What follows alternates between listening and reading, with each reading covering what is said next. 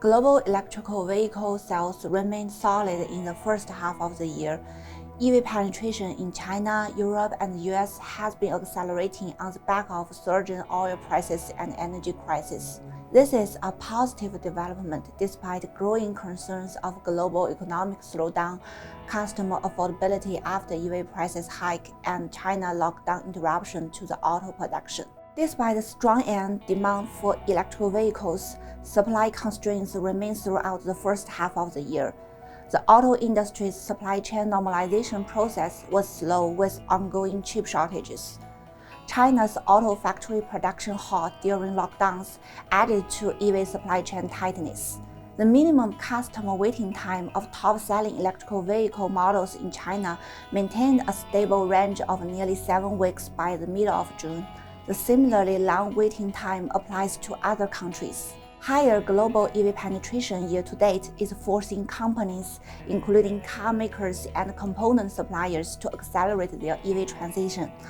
With current high energy prices, the total cost of ownership in the US is lower for hybrid EVs and battery EVs compared to gasoline-powered vehicles, especially with tax incentives. The launch of new EVs by automakers around the world and front-loaded demand in anticipation of further price hike have also supported this structural transition.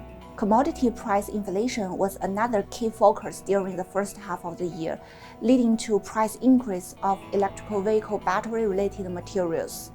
While prices of battery metals appear to have peaked, lithium prices stay at a relatively high level. As battery cost accounts for around 30% of the total cost of an electric vehicle, high metal prices have imposed great margin pressure on both electric vehicle companies and battery manufacturers.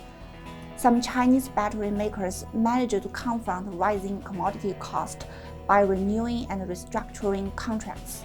Korean battery makers were relatively better protected due to long-term contracts and a better price pass-through mechanism. In terms of the market outlook, we believe electric vehicle sales in China will remain strong till the end of the year, on the back of national and local stimulus policies. Consumers will likely shift their car purchase decision earlier to this year when favorable policies are still available. Government recently calls for extension of purchase tax waiver in 2023, which we believe will keep EV sales growing. For the US and Europe EV sales, while the current situation is more favorable to EVs compared to gasoline-powered vehicles, the global economic slowdown could damp auto purchase interest.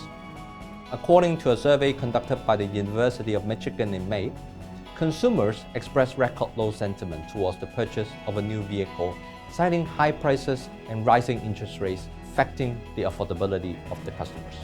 For the battery makers, the situation could be a little bit more challenging in the next 12 to 18 months. Even though cost inflation pressure might ease after Q3, competition will become more fierce since most of the major players have announced aggressive expansion plans for the next 3 years. Some claimed their new capacities are backed by orders from major OEMs and their cost-efficient thanks to integrated supply chain. However, gross margin declines in first quarter show that they did have difficulties passing cost inflations to the OEMs. Regarding lithium prices, we believe supply from the top 8 lithium producers in the coming 3 years should be sufficient to fulfill growing demand from electric vehicles, energy storage, and small batteries. China's expansion in lepidolite project will add extra supply that further ease the current market tightness.